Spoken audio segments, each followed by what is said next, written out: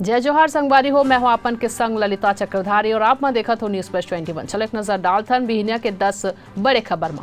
छत्तीसगढ़ में आज ले मानसून में लगी ब्रेक। रायपुर में छाए रही बादल। प्रदेश के कुछ हिस्सा में बूंदाबांदी के है संभावना।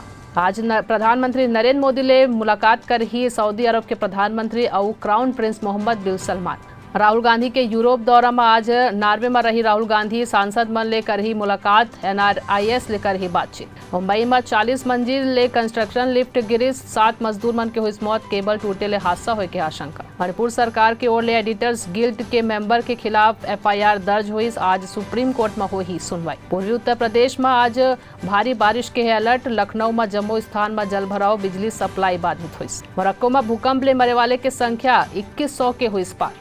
मुंबई में मराठा आरक्षण के मुद्दा सुलझाए पर महाराष्ट्र में आज सर्वदलीय बैठक हुई। दिल्ली में सिख दंगा मन ले जुड़े मामला में जगदीश टाइटलर के खिलाफ आज कोर्ट में है सुनवाई।